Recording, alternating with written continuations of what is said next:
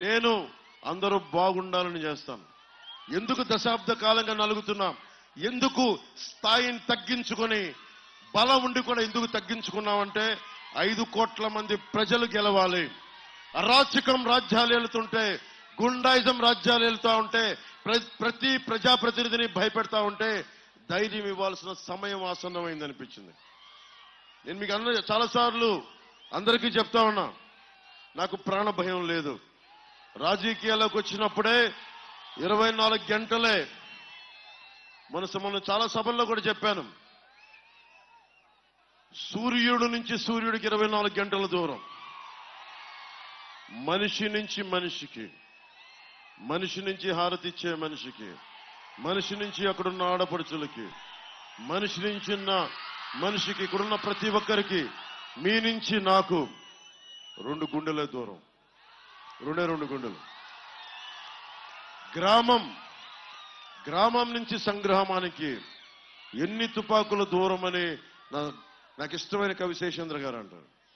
గ్రామం సంగ్రామంగా మారటానికి ఎన్ని తుపాకుల దూరం అర్థం అంటే, గ్రామం పచ్చగా కళకళలాడాల్సిన గ్రామం సాగునీరు లేక, తాగునీరు లేక, రోడ్లు లేక, రైతుకి గిట్టుబాటు ధర లేక, మద్దతు ధర లేక, యువతకి ఉపాధి అవకాశాలు లేక, ఆడపడుచులకి భద్రత లేక, ఆడపడుచులకు జీవనోపాధి కల్పించలేక, ఉద్యోగులకి సిపిఎస్ ఇవ్వలేక, ప్రతి ఒక్కరికి సమయానికి గవర్నమెంట్ ఉద్యోగులకి సకాలంలో జీతాలు అందివ్వలేక, పోలీస్ వ్యవస్థకి కానిస్టేబుల్ దగ్గర నుంచి పెద్దవాళ్ళ దాకా, అధికారుల దాకా టీఏలు డిఏలు సరెండర్ లీవ్స్ డబ్బులు ఇవ్వలేక, మనిషి గొడవ పెట్టుకోవాలని కోరుకుంటాడు, హక్కులు కావాలని కోరుకుంటాడు.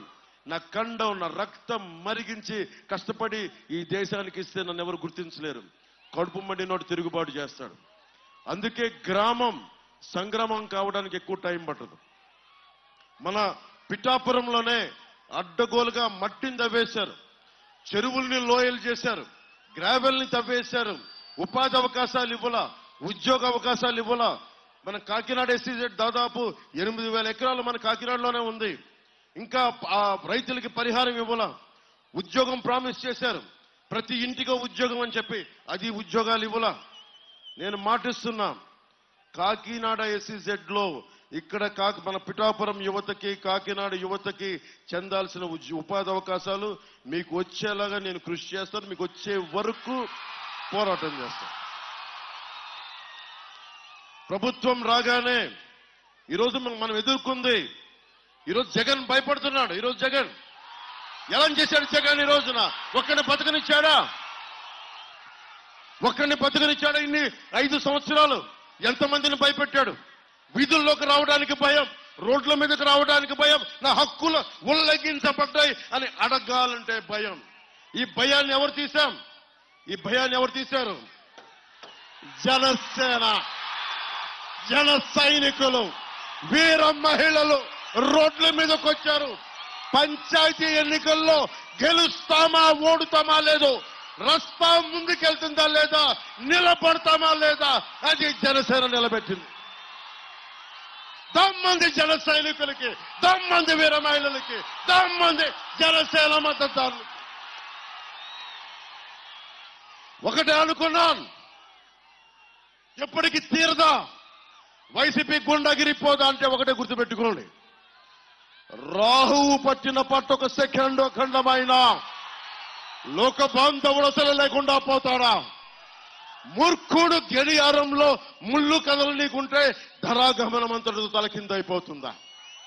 కుటిలాత్మల కూటమికి ఒక త్రుటి కాలం జయం వస్తే విశ్వ సృష్టి పరిణామం విచ్ఛిన్నమవుతుందా?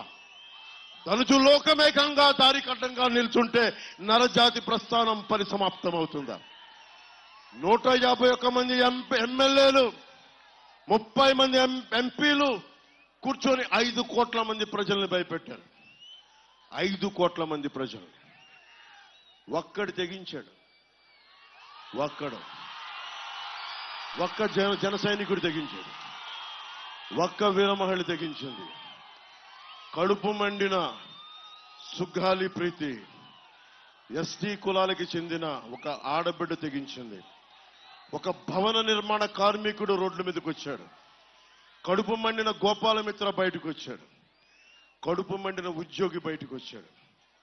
కడుపు మండిన ప్రతి ఒక్కరు బయటకు వస్తే వారందరూ వారి వేదన నాకు తెలియజేస్తే నేను ప్రాణాలని పణంగా పెట్టాను. గుర్తుపెట్టుకోండి, ఎవరి కోసం పెట్టాను ప్రాణాలని? మీ భవిష్యత్తు కోసం. నేను 5 సంవత్సరాలకి రాలా, వచ్చే ఎన్నికల కోసం రాలా, మీ బిడ్డల భవిష్యత్తు కోసం వచ్చాను.